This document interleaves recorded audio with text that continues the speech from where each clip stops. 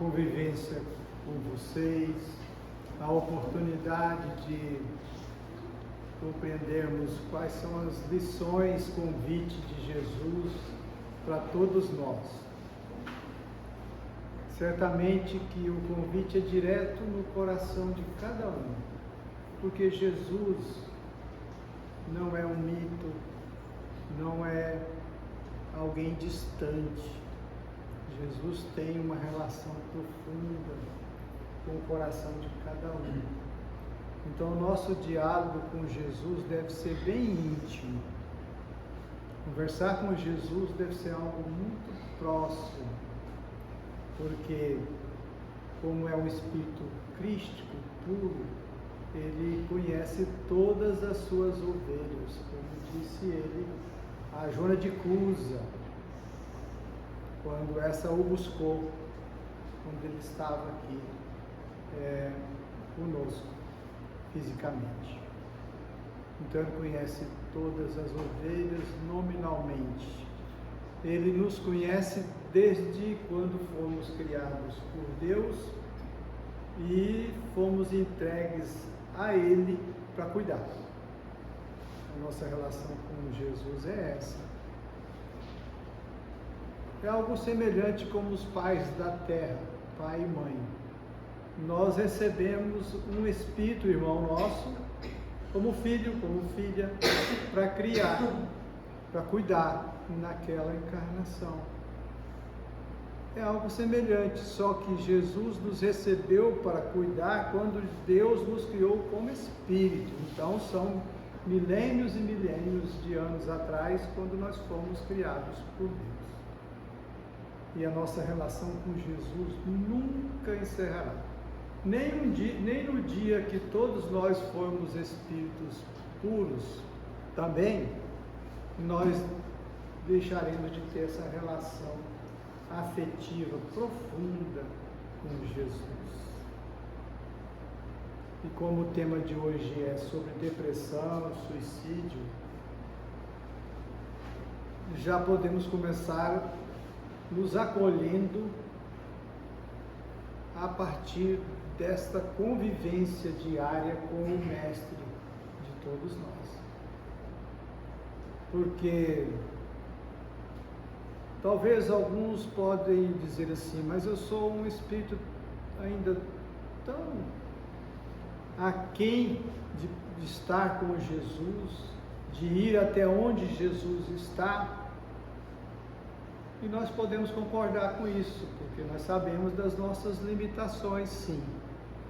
Mas ao mesmo tempo nós podemos dizer, mas Jesus é tão grande, Jesus é amor, e como Ele é pleno, Ele pode vir até mim. Então, nós podemos ter a presença de Jesus no coração, principalmente se o nosso pensamento, os nossos sentimentos estiverem nesta sintonia com Ele, porque Ele é o caminho da verdade e da vida.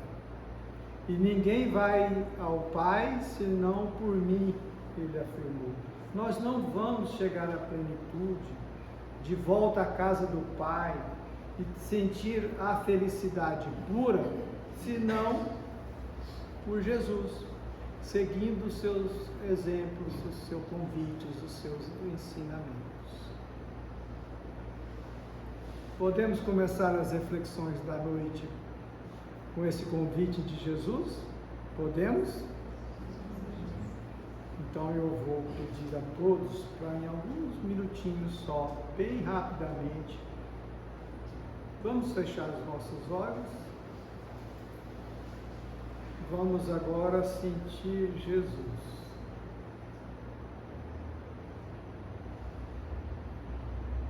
Sinta em seu coração a sua relação com Ele. Sinta o quanto Ele te ama.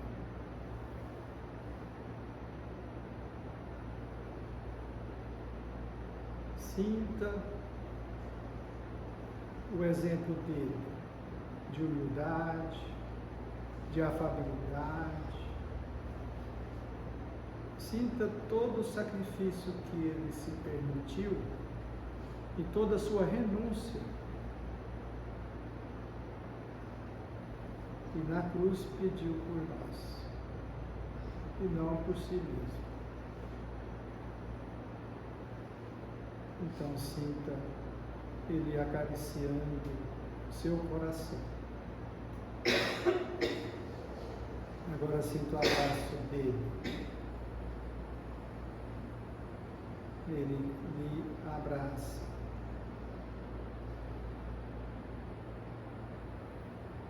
Muito bem, podemos então abrir os nossos olhos e vamos fazer essa jornada com ele, aquecendo.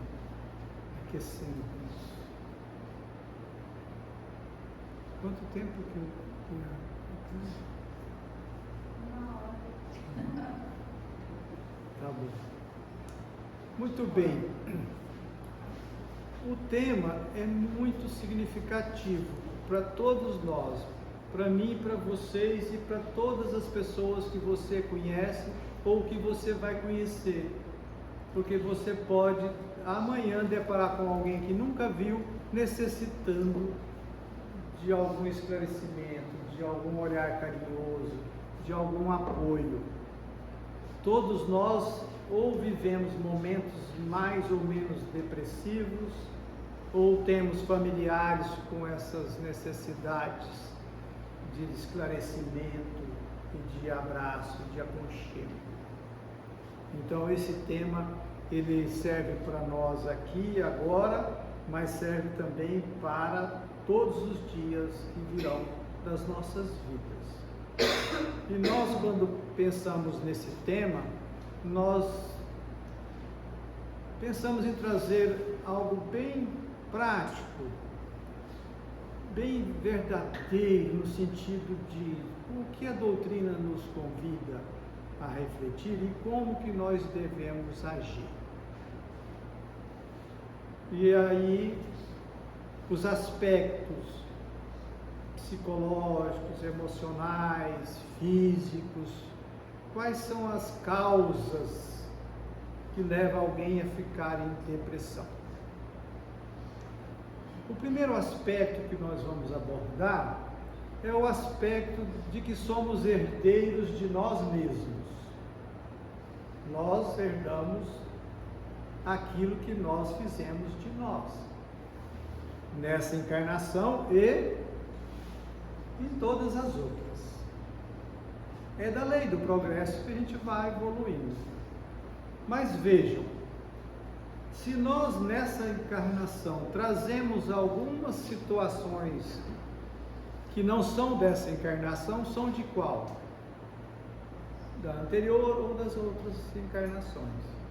Se temos algum problema físico, alguma questão mental, algum hábito, a criancinha, quem tem 2, 3 filhos, percebe a diferença física, emocional, os ímpetos, os impulsos, são iguais? De quem que a criança herdou? Dela mesma. Nós conhecemos pelas obras espíritas, André Luiz, em toda a sua série de livros, Emmanuel, o Livro dos Espíritos, trazem para nós que nós recebemos um corpo plasmado pela nossa carga psíquica, preparado no plano espiritual, conforme a nossa necessidade do nosso programa nessa encarnação. Porém, é importante lembrar que não há nenhum milagre nisso, tudo é natural, ou seja, as leis divinas é que dão a direção. E se o nosso compromisso conosco é em determinada área, nosso preparo da encarnação respeita isso. Os benfeitores não modificam o que nós somos. Então, o que nós estamos aprendendo aqui agora, tudo que nós permitimos refletir entre nós, tudo que nós ganhamos de conhecimento e de sentimento hoje vai ser útil para a próxima encarnação, para o próximo corpo. Então nunca é tarde para algum de nós começar a aprender, a refletir e avançar. Alguém com 90 anos, com 100 anos que estiver aqui e quiser aprender alguma coisa, ele está preparando o seu próximo corpo. Porque a lei do esquecimento, ela é uma lei caridosa, amorosa de Deus, para que a gente esqueça determinadas situações que nós não teríamos condições de suportar nessa vida, algumas maldades que fizemos. Então vem a lei do esquecimento para que a gente possa começar de novo, dentro de um ambiente, convivendo com pessoas que nós nos afinizamos e pessoas que a gente não se afiniza tanto. Não é assim? No centro espírita a gente se afiniza com todo mundo? Nem sempre. Mas não é por acaso que está junto. No lar a gente se afiniza sempre 100%? Estamos juntos no trabalho, na sociedade. Então, nós estamos sob a lei do esquecimento, mas tem uma coisa que a lei do esquecimento não faz, que é modificar a nossa índole, as nossas conquistas morais. Ela não tira, porque seria maldade nós esquecermos aquilo que conquistamos de valores e de virtudes. Tudo que aprendemos, nós levamos para a próxima encarnação. Quando nós oramos no Pai Nosso, Senhor, não nos deixeis cair em tentação, aí tem algumas coisas nessa frase. Primeiro, é uma oração afirmação. O Pai Nosso é uma oração afirmação. É uma oração condutora. Jesus nos legou essa oração dominical, essa oração do Pai Nosso, mas é uma oração de um espírito crístico. Ele colocou na oração uma atitude proativa. Quando nós estamos orando, não é uma oração passiva, vamos orar e os benfeitores e Jesus resolvem. Não, as frases construídas na oração, elas são uma afirmação. E quando eu afirmo algo, eu estou me comprometendo com aquilo que eu afirmo. Por exemplo, Pai Nosso, eu estou dizendo que Ele é Pai Nosso.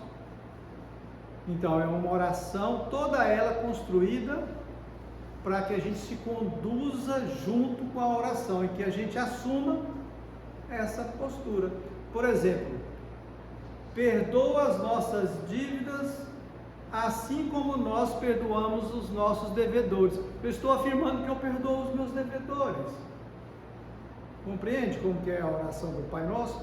Orar o Pai Nosso é um convite para que a gente possa fortalecer a nossa ação proativa de viver o reino de Deus, de não cair nas tentações, de perdoar. Quando fala não cair na tentação, tem também um aspecto de que ele não disse assim, que não existe tentação, existe a força para não cair nas tentações, porque ainda existe algo que nos tenta. Cada um de nós tem algumas coisas que nos tenta. Às vezes é a maledicência, às vezes é o sexo desregrado, às vezes é a irritabilidade. Então tem tentações. O que a oração está pedindo? Que a gente faça esforços para não cair. Domar as más inclinações, está lá no Livro dos Espíritos. Quando nós estamos domando as más inclinações, se nós conquistarmos a iluminação de um ponto negativo no comportamento, iluminarmos com uma virtude, na próxima encarnação aquela tentação não nos tentará mais. Ou seja, toda tentação dessa encarnação é porque não foi trabalhada nas encarnações anteriores. E tudo aquilo que a gente não tenta mais é porque já trabalhamos nessa ou nas vidas anteriores. Tem gente que diz assim, eu tenho vontade de ter raiva do fulano, mas não consigo ter raiva dele. Por que não consegue? Por quê? Porque já trabalhou a questão da mágoa, ele não sente mágoa. A pessoa faz o mal, não consigo ver você assim, ele fez mal para você, você nem fica cumprimentando ele, porque você já trabalhou essa questão no comportamento. Você não precisa perdoar porque você não guarda mágoa, é algo que você trabalhou em outras encarnações. Tudo que nós conquistamos aqui nessa encarnação não vai nos tentar mais na próxima, vai deixar outras tentações para a próxima encarnação, mas aqui eu já conquistei a virtude, não mais. Tudo isso que eu estou trazendo nesse aspecto, primeiro, é o aspecto, lembra? É o aspecto que somos herdeiros de nós mesmos. Então nós podemos encarnar com hábito depressivo. Todo o padrão do cérebro, padrão mental, depressivo, negativista.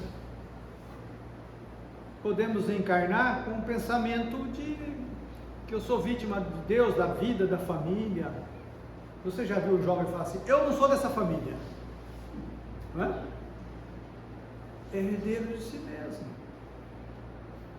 Esse aspecto, estou trazendo ele para dizer assim, não é simples achar que alguém está com depressão e basta ir no terapeuta, basta ir no centro espírita tomar um passe que está resolvido. Não, não é simples assim não. Há heranças de ancestralidade de si mesmo que estão postas. Esse primeiro aspecto de que somos herdeiros de nós mesmos é um convite a respeitar os nossos limites e o limite do outro. Respeitar como ponto de partida. Compreender que tudo aquilo que existe no comportamento de alguém é o ponto de partida. Porque nós vamos melhorar a partir daquilo.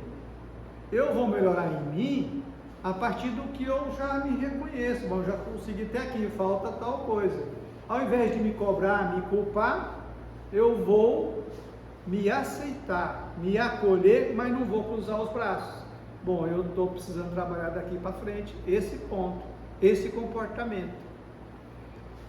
De forma que a depressão, ela tem esse aspecto físico, comportamental, esse aspecto de que nós devemos nos conhecer. Conheça a ti mesmo, questão 919 do Livro dos Espíritos. Conheça a ti mesmo.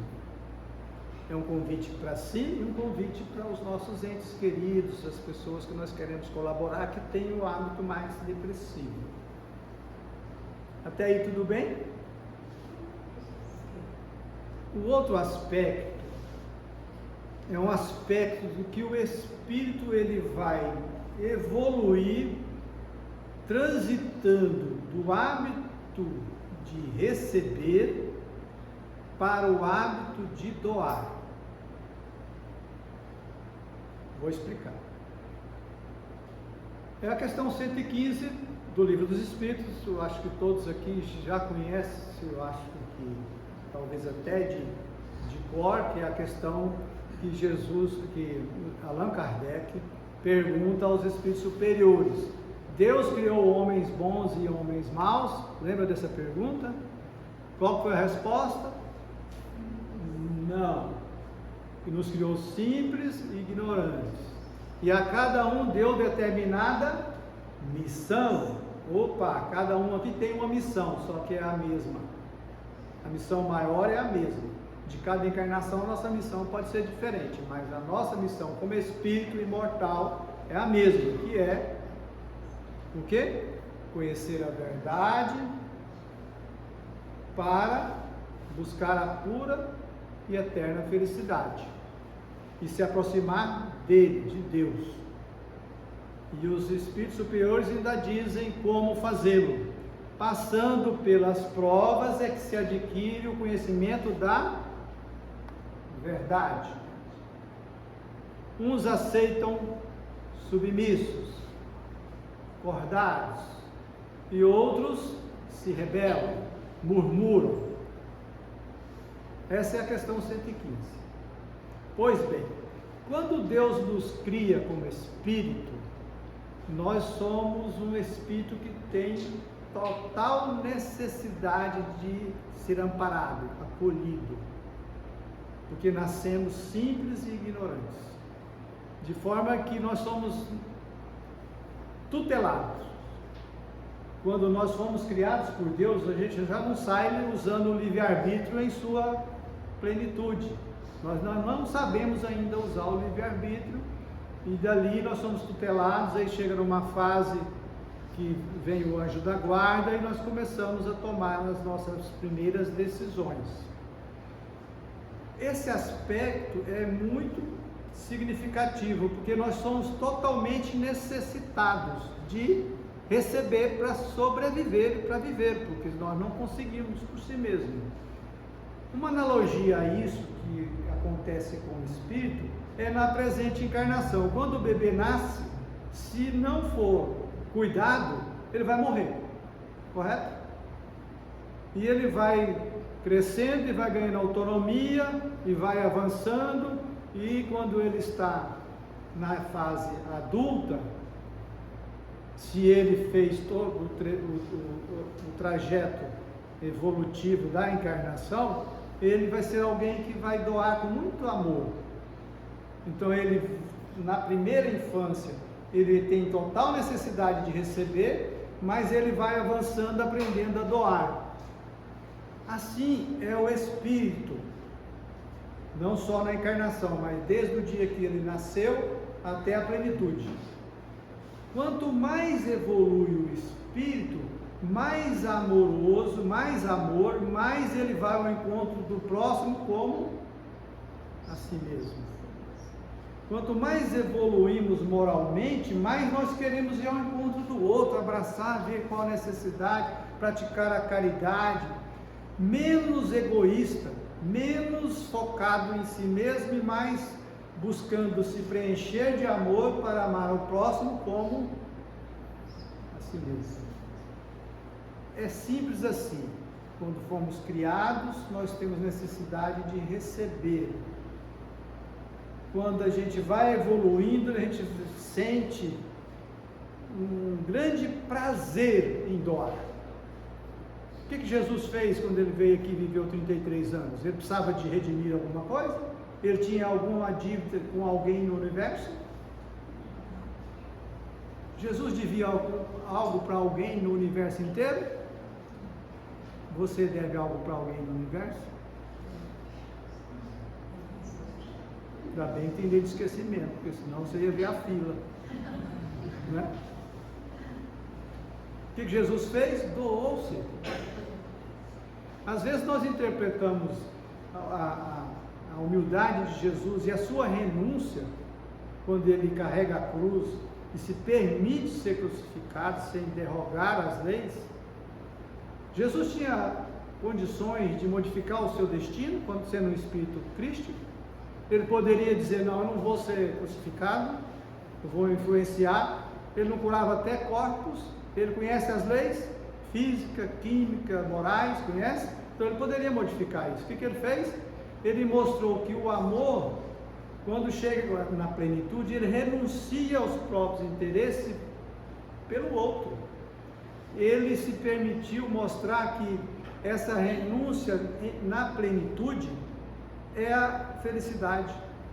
O dia que nós conseguimos renunciar a algo por nós para o outro, nós estamos nos libertando do quê? Das agruras, das machucaduras, das angústias. Então doar é um gesto de amor profundo. Quanto mais evoluído, mais queremos doar. A gente doa um sorriso para alguém, doa um abraço, e doa muito mais. Uma mãe, quando passa a noite em claro, com um bebê que está chorando, amamentando, é um sacrifício, porque ela está sem dormir. Mas ela não se sente prejudicada, pelo contrário, ela se sente livre, porque ama, porque dá o peito para o bebê, porque cuida dele que está com cólica, passa a fralda no ferro quente. Isso não existe mais, né? Mas a gente passava a fralda com ferro quente, punha na barriguinha, punha de bruços, no ouvido, né? Para os jovens de hoje, essa é uma época maravilhosa. Olha, passar uma fralda no ferro quente é 1000 vezes melhor que o Instagram.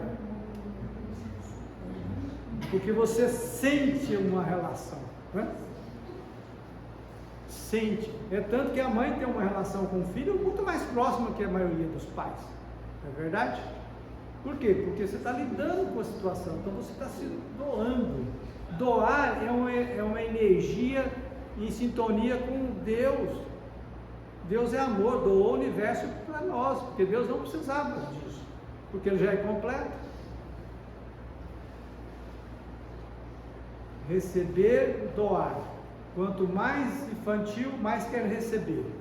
Quanto mais vamos evoluindo na lei do amor, como está escrito por Lázaro no Evangelho segundo o Espiritismo, mais nós vamos dissolvendo os instintos e desenvolvendo o sentimento.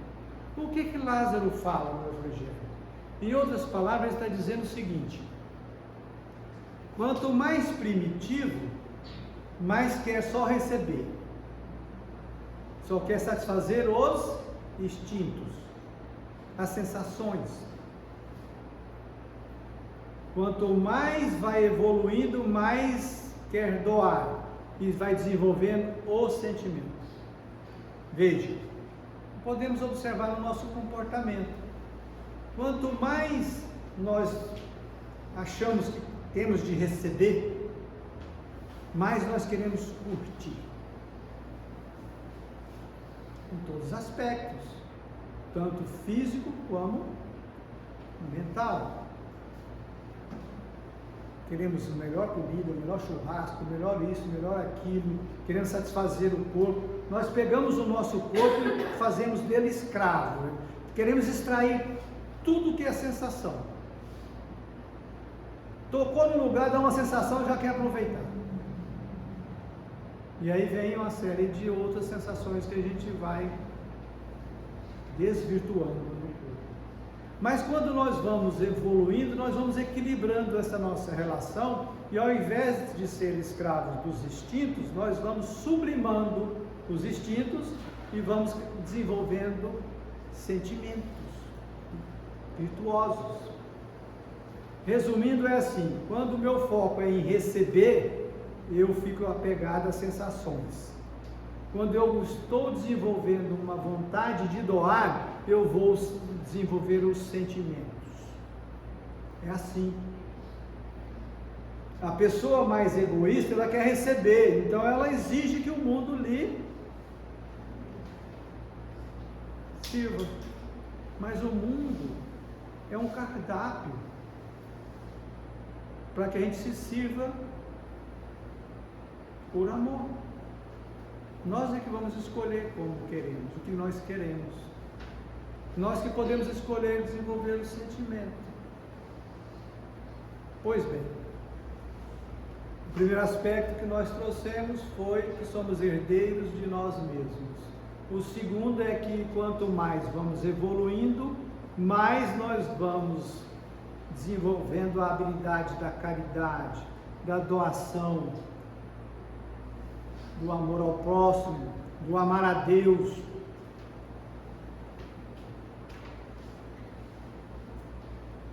E vamos nos sentindo mais completos conosco, mais livres.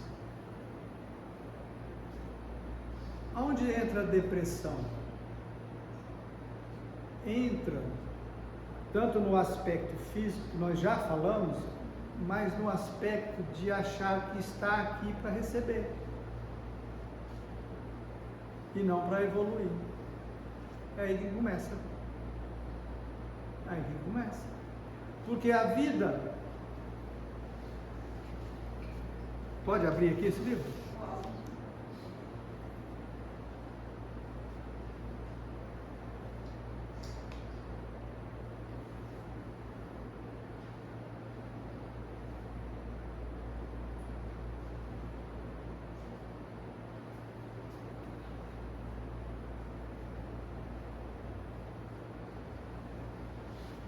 Na lição 60,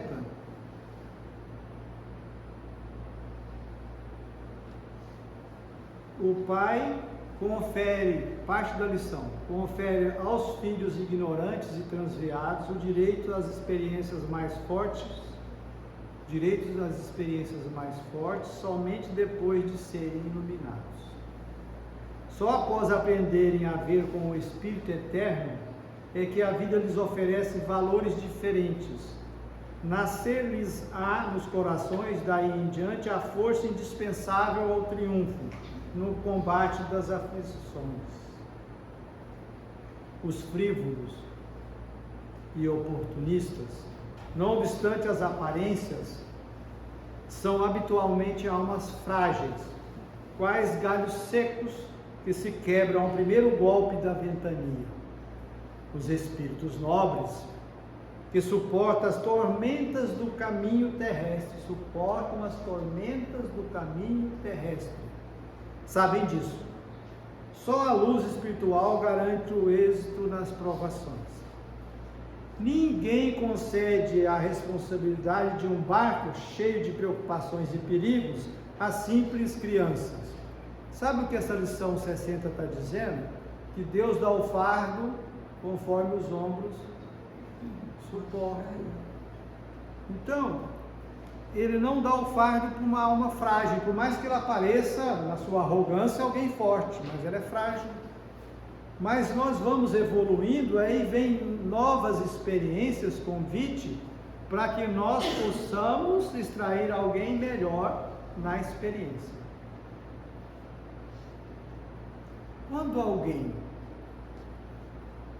se sente como privilegiado, que ele tem de receber do cônjuge, dos filhos, do vizinho, dos amigos, ele tem de receber, ele tende a não aceitar essas provações, ele tende a não compreender o que a vida lhe convida, e ao invés de aproveitar as experiências, os aguilhões que a vida traz, ele começa a sentir o quê? Vítima. A pior coisa que alguém pode fazer por si mesmo é achar que é vítima. Alguém aqui acha que é vítima de outrem? Não? Só espírito iluminado aqui. Alguém aqui acha que é vítima da vida? Eu vou fazer essa mesma pergunta de forma diferente. Alguém aqui já reclamou de algo? Vítima. Entendeu? Se você reclama, é porque algo não está justo com você, é injusto. Então você é vítima. Quando a gente reclama, significa que algo está acontecendo de errado com você. Agora eu pergunto, é possível que no universo inteiro aconteça algo de errado com você?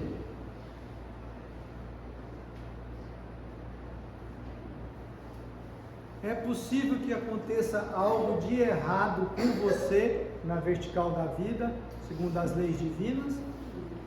Nós falamos que nós somos herdeiros de nós mesmos. Se acontecesse uma coisinha com você errada, Deus era injusto. Não tem nada, esse é um segredo, vou contar para vocês. Não tem nada que acontece com você que está errado. Porque tudo que acontece com você é um convite para o alto amor. É uma experiência, é um experimento, não acontece nada. Existe o erro no aspecto da horizontalidade. Você vai fazer um arroz e ele sai salgado. Foi um erro ou não foi? Mas no aspecto da vida do espírito, ele está aprendendo a fazer arroz? Então não está. O próximo arroz não vai ser salgado. Não é verdade? É assim com as questões mais profundas da vida. é uma experiência aprendizado. O erro é uma experiência, o erro no nosso nível, mas é um convite. Não há nem, como que é que Jesus disse? Não cai no fogo. Não Não cai cai a folha da árvore. Não, do fio de cabelo. Não cai uma folha da árvore sem que Deus não queira. E até os fios de cabelo, vossos fios de cabelo estão contados. Até os fios de cabelo. Como é que pode? Ou seja, não tem um detalhe na sua vida que não seja um convite. Veja, o mandamento, vou fazer um parênteses na fala. Vocês estão notando que nós estamos falando de depressão e suicídio por outras janelas, correto? Queremos ir numa jornada profunda para que a gente possa sair daqui com algo prático para a nossa vida, né? Então veja, o maior mandamento é amar a Deus sobre todas as coisas e ao próximo como a si mesmo. Quem não se ama consegue amar a Deus? Então, amar a Deus sobre todas as coisas começa no alto amor. E ao próximo como? Consigo amar o outro se eu não me amo? Não. Eu posso fingir que amo, mas não. Amar ao próximo como a si mesmo. Então começa aonde? No alto amor. Tudo começa no alto amor. E como que eu posso desenvolver o alto amor? Cumprindo as leis divinas. Sim ou não? Cumprindo a lei de amor, de justiça, de caridade, lei do trabalho, lei da reparação, lei da gratidão. Mas como que eu sei que estou cumprindo as leis? Boa pergunta essa, né? Tudo começa no alto amor, tá tranquilo para todos? Amar é cumprir as leis divinas, tá tranquilo? Agora, como que eu sei que eu estou cumprindo as leis? Até esqueci da dor.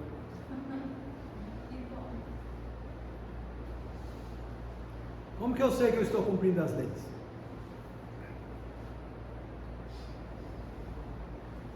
A consciência.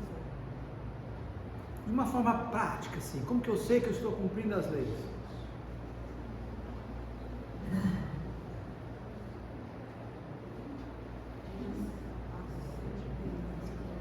Quando acontece algo doloroso, grave com você, e você extrai daquela experiência um ser mais belo. Aí você está cumprindo a lei. Mas quando acontece algo e você não aceita, não confia em Deus, acha que aquilo foi um erro, que não devia ter acontecido, aí você não está cumprindo a lei, porque você está jogando fora aquela experiência. Porque a experiência em si não evolui. Eu posso ter uma experiência de alguém que eu amo a partir dessa vida, correto? E posso me tornar alguém sofrido, machucado, magoado com Deus. Quantas pessoas você conhece que é magoado por Deus porque tirou o pai, tirou alguém?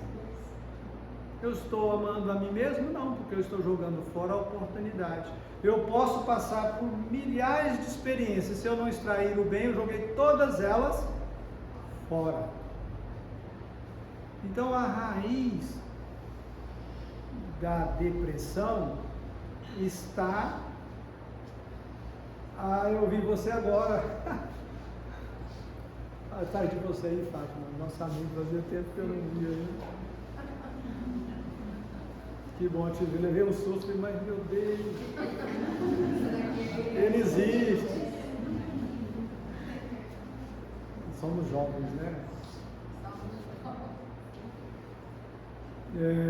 Onde que eu estava?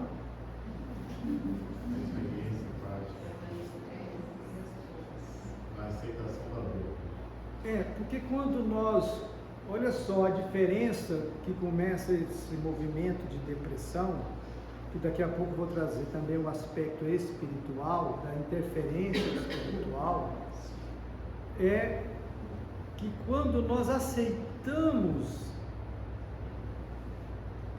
é porque nós confiamos em Deus. Essa é a prova que nós confiamos em Deus. Quando nós confiamos em Deus, nós podemos sentir a dor, mas acolher a dor no coração. Não é ser masoquista, é acolher e dali extrair o aprendizado que a vida convida. E algo acontece de magnífico. Quando você aceita uma dor, você se aproxima do consolo, da ajuda dos espíritos, dos benfeitores, dos amigos. Quando você se rebela, você se afasta do consolo, da influência do anjo da guarda, dos benfeitores. Quando nós preferimos a depressão, não porque a gente quer ficar depressivo, mas por esse movimento egoísta, a depressão é um movimento egoísta, nós estamos nos afastando de tudo que pode nos ajudar. Tudo. Tudo. Agora, quando nós aceitamos, acolhemos, nos mínimos detalhes a gente sente o apoio divino. Nos mínimos detalhes, o consolo é muito profundo. O consolo é muito profundo quando estamos passando por uma experiência muito dolorosa. Mas se eu me rebelo, o consolo existe, mas eu não acesso. Até numa questão corriqueira. Imagine que você está passando por um momento, alguma situação, e você se fecha e não permite a aproximação de um ente querido ou de um amigo. Você está se fechando ao consolo, simples assim. Ainda mais o consolo divino dos benfeitores, do anjo da guarda.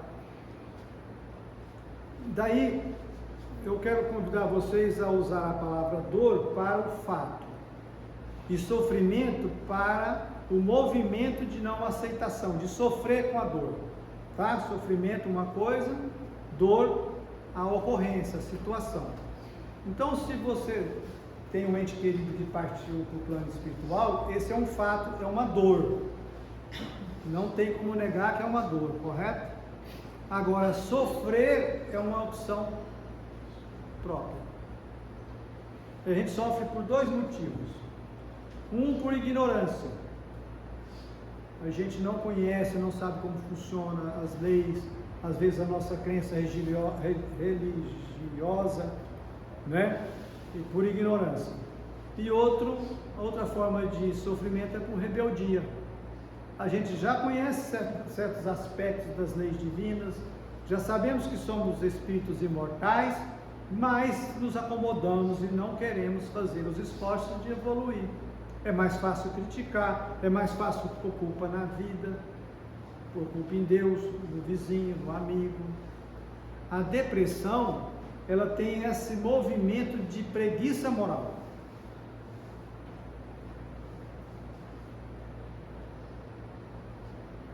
Preguiça moral. Sabe qual é a frase mais preguiçosa de todas? Eu devo ter atirado pedra na cruz, porque para passar por isso, veja, eu tirei a responsabilidade de mim, coloquei numa vida anterior e falando que eu atirei pedra na cruz, ou seja, eu não tenho nada a ver com isso que está acontecendo, isso aí é consequência de eu ter feito tal coisa, porque não é possível eu passar por tudo isso nessa vida. É uma frase preguiçosa, preguiça moral.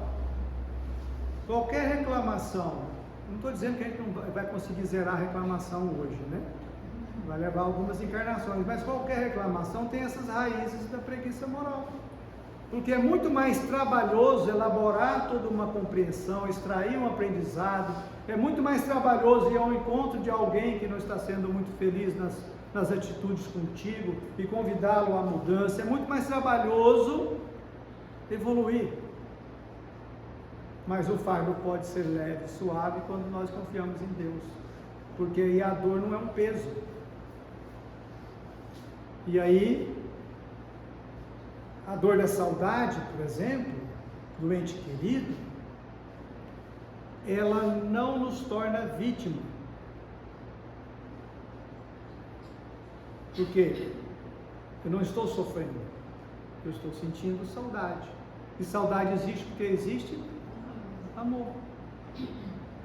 Então eu posso chorar de tristeza, mas não de mágoa. Eu posso chorar de saudade, mas não me achando que eu sou vítima da vida. Até porque existe a lei de reparação. Ninguém fica órfão porque Deus errou. Ninguém fica viúvo ou viúva porque Deus errou. Existem leis regindo a nossa vida. E aí nós podemos inclusive sentir alívio. Alívio. Nossa, estou quitando com a lei de justiça na consciência. Eu valorizo muito esse episódio da minha vida. É tão doloroso que eu me sinto aliviado de saber que eu estou reparando com algo que eu fazia e os outros passaram. Leve. Olha o fardo leve, está vendo o fardo leve?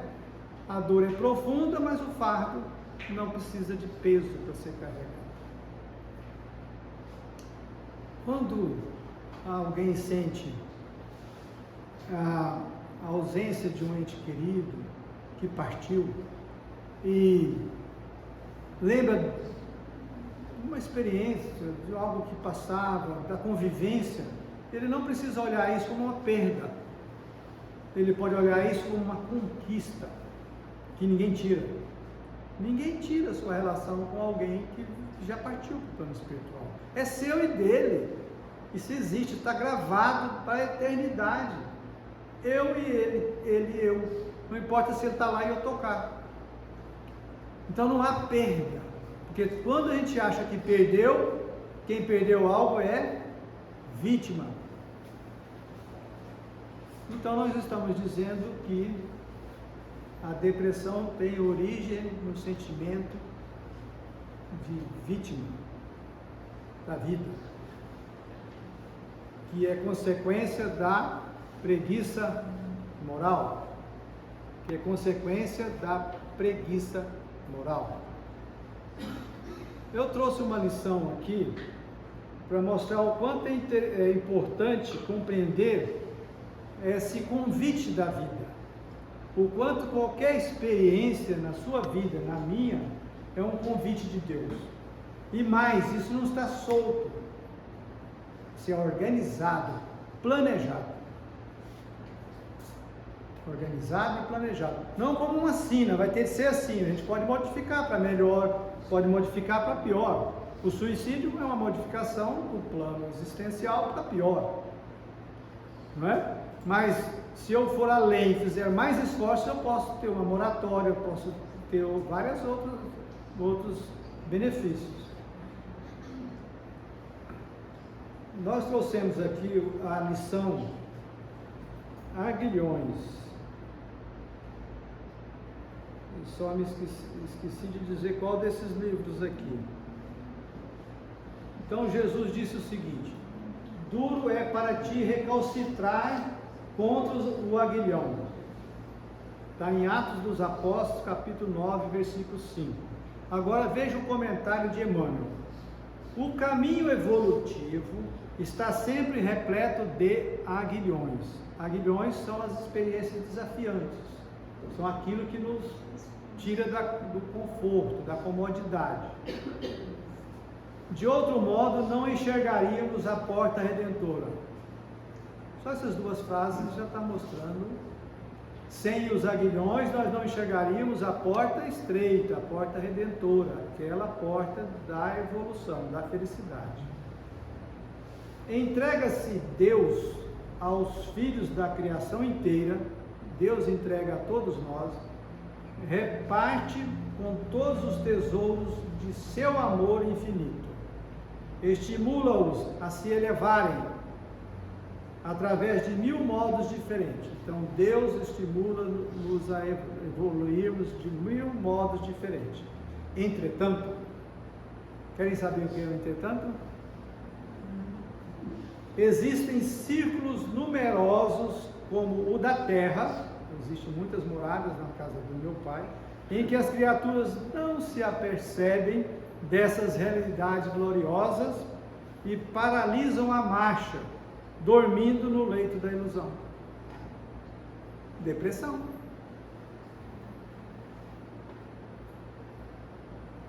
O que Deus faz? O que os benfeitores fazem? Perante tal inércia, os mensageiros da providência, benfeitores em nome de Deus, aos quais se confiou a tarefa de iluminação dos que estacionam na sombra. Então todo mundo que estacionou na sombra está solto, sozinho, vai ficar o resto da eternidade solto? Não, tem benfeitores, que ele chamou aqui de mensageiros da providência de Deus, que provê, providência divina, nos provê daquilo que nós necessitamos, aos quais se confiou a tarefa de iluminação dos que estacionam na sombra, promovem recursos para que se verifique o despertar. Então, se você vai para a inércia, para a sombra, na preguiça moral, os benfeitores, seu anjo da guarda, estão lá providenciando alguma coisinha para você. Pode esperar, que vai vir. Ok? Pode esperar que vem algo para você evoluir, para te tirar da zona da inoperância. Cientes de que Deus dá tudo, dá a vida, Deus dá os caminhos, Deus dá os bens infinitos. Então, esses gênios inspiradores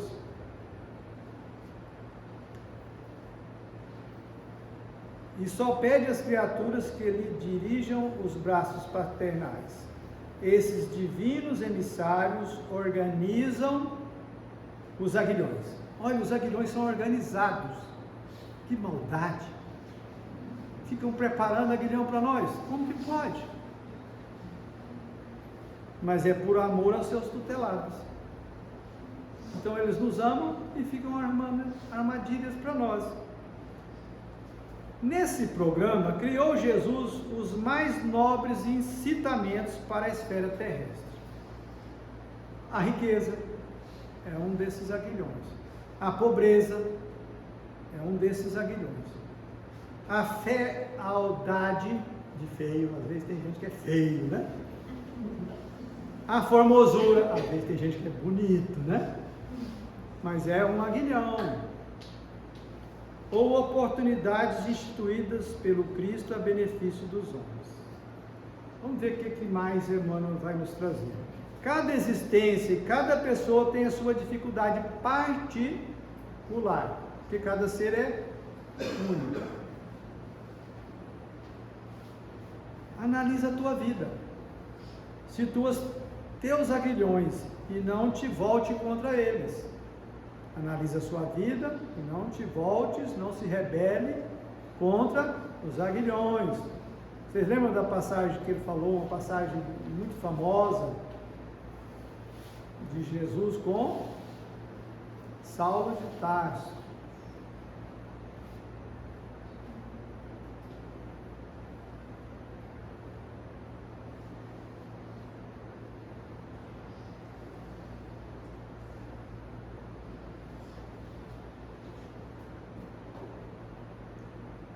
Se um espírito da grandeza de Paulo de Tarso não podia recalcitrar, imagina o que se pedirá dos nossos esforços. Então veja, às vezes chega para você um aguilhão, um convite para você modificar um comportamento. Ele veio dentro de um programa, não é por acaso. É a bondade de Deus através dos benfeitores, do nosso anjo da guarda, nos organizando para que a gente pegue o caminho da porta estreita, da porta redentora. Tem dois trechos aqui do livro Caminho, Verdade e Vida. Não, esse trecho que eu li é do Caminho, Verdade e Vida. Agora tem dois que eu tirei do livro O Espiritismo em Sua Vida, de André Luiz, quando ele fala sobre algumas desses aguilhões, o formato dele. Eu trouxe um da profissão e outro das decepções.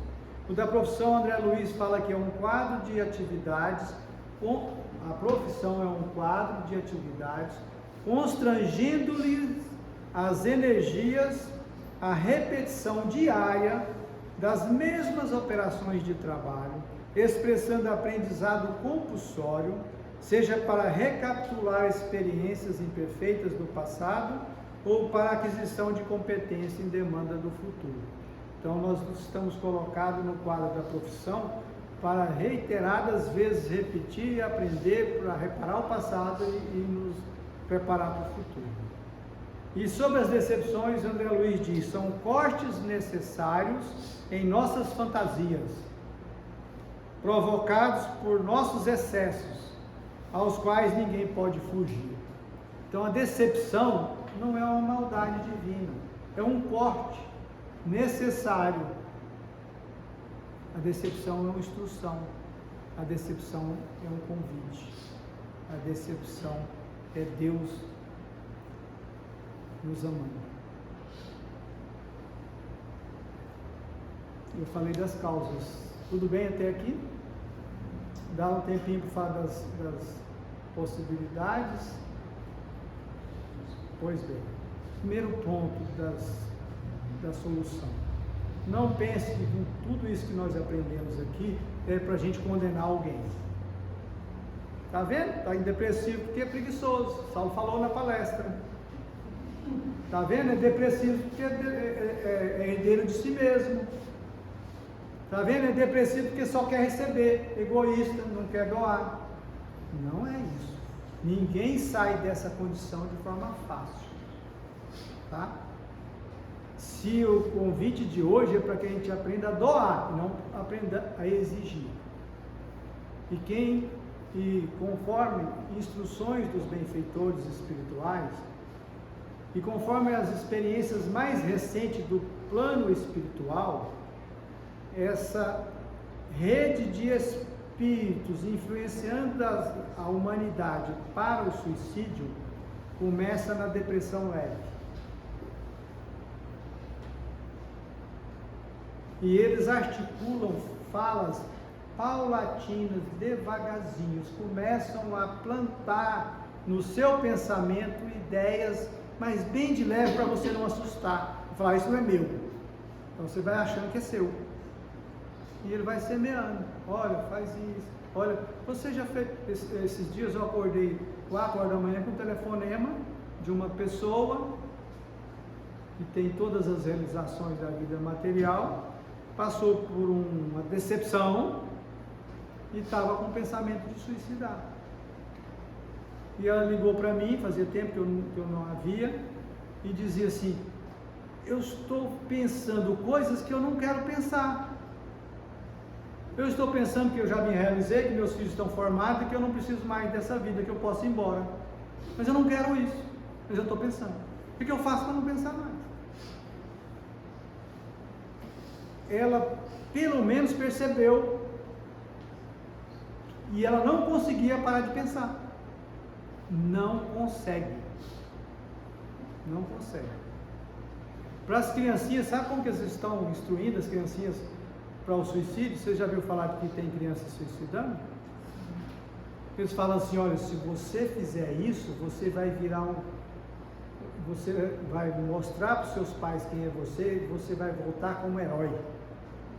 Eles falam isso para a criança, para ela sentir um herói. Então, como que nós podemos abraçar, apoiar alguém que está na depressão, porque está vivendo esse vazio existencial, não acordou para o convite da vida, de evoluir, de amar? Como que a gente pode ser caridoso? Primeiro, sendo alguém que se sensibiliza com a dor do próximo. Na indiferença a gente não consegue, a gente fica mecanicista. Até no atendimento fraterno, no centro espírita, a gente fica mecanicista. É preciso desenvolver esse afeto genuíno por um irmão que a gente às vezes nunca viu na vida, ou por alguém que a gente ama. Então, sensibilização, afeto, para que a energia possa alcançar.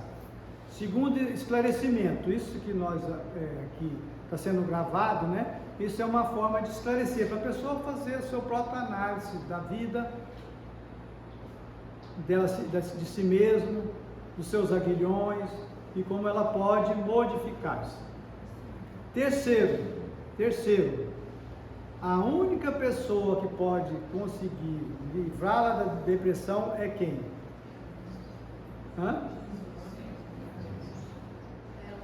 Ela mesma. Porque Jesus não tolhe o livre-arbítrio, Deus também não. Ela, quando chega nas portas do centro espírita, o maior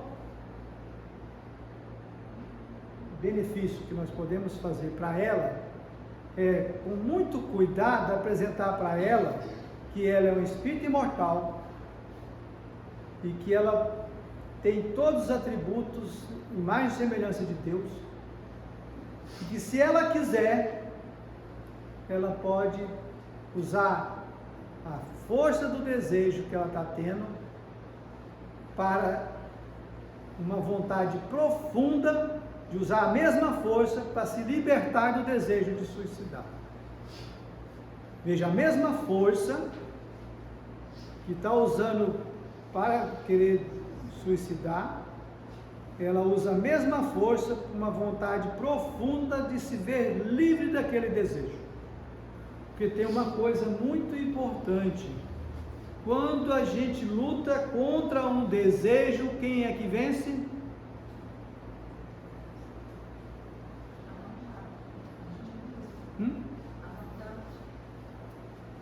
Vou repetir. Quando eu luto contra um desejo, quem vence? Eu ou o desejo? O desejo.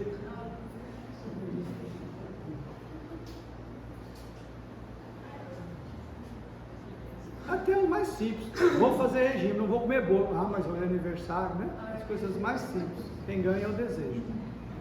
Porque lutar contra é como estar numa areia movediça e tentando se mover para sair da areia movediça. Quanto mais você se move, mais afunda. Isso é lutar contra. Lutar contra um desejo não resolve, por isso que as pessoas não estão conseguindo sair. A gente fica falando para ela, não, você consegue, você vai. Não é bem assim, não é simples, não. É complexo, é doloroso. Nós estamos na era da transição, nós estamos num momento muito nevrálgico e trabalhoso do planeta, onde as consciências estão dormindo, igual a mensagem aqui, dormindo, na inoperância, na preguiça moral. Então, qual que é a solução? É orar, é fazer esforços para a outra direção. Ao invés de lutar contra, a favor da direção. Então, ao invés de eu pedir, Senhor, não me deixe pensar nisso, eu vou pedir, Senhor, eu quero muito pensar naquilo. Eu quero muito me dirigir para esse lado. Essa senhora que me ligou 4 horas da manhã, eu falei para ela, olha, pegue um livro e comece a ler. E vá lendo, e não pare de ler. Quando o pensamento parar, aí você vê se consegue dormir. E ela começou a ler, e foi lendo. E assim, no segundo dia ela me ligou de novo, 5 horas da manhã, aí já foi 1 hora mais tarde. E já na semana seguinte, ela já não estava tendo pensamento, porque ela foi na palestra, foi no passe, né? Então, o convite para que alguém possa ter essa possibilidade, palestras espíritas, leituras edificantes, o esclarecimento de que ela é a única pessoa que consegue sair de onde ela está, e se ela quiser, aí ela tem o centro espírita para ajudar, tem você para ajudar, tem os amigos, ela vai ter o universo inteiro a favor dela, desde que ela faça os esforços. Quando nós vimos ao centro espírita, não é só uma palestra. Nós estamos convivendo, nós estamos nos vendo. Nós não estamos no online, né? Nós estamos ali presencial, abraçando, sentindo, olhando nos olhos. Isso é altamente significativo. Leia a mensagem número 12 do livro Boa Nova. O que Jesus fala dos amigos. Aos amigos, até transformar água em vinho. Porque Pedro estava ali, mas Senhor, como é que o Senhor faz isso? Bebida alcoólica para o povo, né? Pedro ali cobrando dele. Leia a lição 12 do livro Boa Nova, Humberto de Campos. Amigos, quando a gente vem no centro espírita, todo um trabalho espiritual e individual está acontecendo. As verdadeiras cirurgias, nós não precisamos daquelas cirurgias fenomênicas para curar. Basta nós estarmos no momento adequado, preparados para ir recebendo, que os benfeitores não fazem alarde das curas. Nós nos sustentamos no corpo por conta dos benfeitores, das leis divinas. Se fosse só por nós, nós já, na terceira, quarta ira, raiva, nosso corpo não resistiria. Então, vir ao centro espírita é uma forma de se amar, de se respeitar, para conviver, para extrair algo de uma palestra. Às vezes você assiste a palestra inteira, às vezes fica uma frase e aquela frase modifica a sua vida. Porque não existe uma palestra aqui hoje. Nós somos quantas pessoas? Se nós somos 60 pessoas, existe 60 palestras, porque dentro de cada uma aconteceu uma palestra diferente, porque cada um vê o mundo conforme ela é, não como o mundo está se apresentando.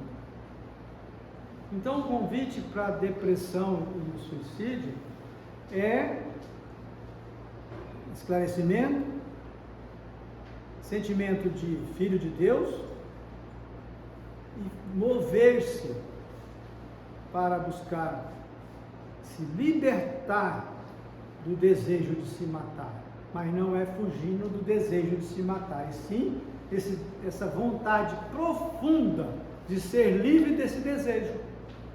Isso é de dentro para fora, não tem como colocar. Mas o livre-arbítrio é que nos permite mover, fazer todos os esforços para sentir-se livre. Aí o fardo se torna leve e suave. Acho que deu mais de uma hora mesmo.